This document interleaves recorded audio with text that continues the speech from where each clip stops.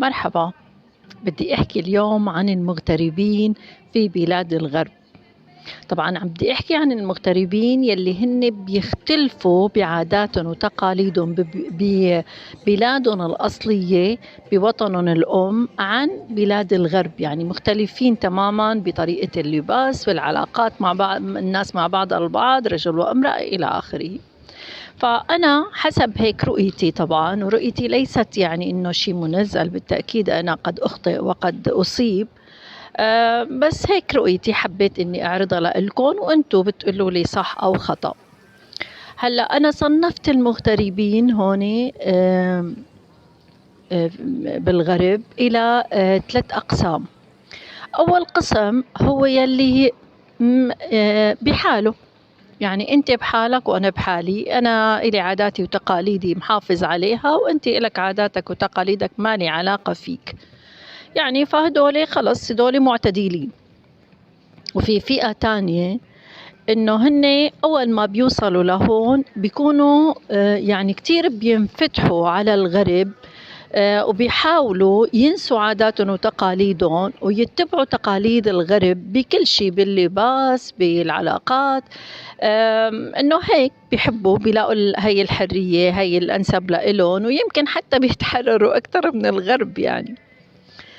الفئة الثالثة اللي هي بتكون متزمتة أكثر، متعصبة لعاداتها وتقاليدها، فمنلاقيها إنه هي لا متمسكة جدا بالعادات والتقاليد للوطن الأم، وترفض عادات وتقاليد الغرب اللي هن اضطروا يمكن إنه يسكنوا فيه. فأحيانا بتلاقي هذا العداء لا يتوقف عند حد إنه والله إني أنا ما عاجبني وأنا ملتزمة وضليت ملتزمة بعاداتي وتقاليدي، لا، وإنما قد يتعدى إلى الإساءة بالكلام، وأحيانا يسيئون بالأفعال، يعني إنه هن من باب إنه هن الصح والغرب هن الغلط، فبدهم يصوبوهم يعني، فبصيروا بيسيئوا بتصرفاتهم للغرب، لحتى انه يعني انه من باب النصيحة انه يعني انتو غلط ونحن الصح. هلا هيك انا صنفت الناس لما بتجي من الوطن، ويمكن اغلبهم يمكن ينطبق على العرب اكثر شيء، ما بعرف، يمكن، فما بعرف انتو شو رأيكم.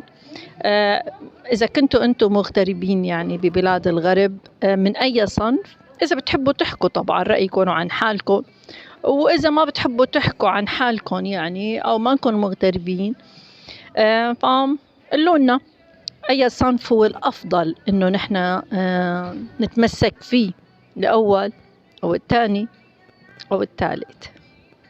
كونوا بخير.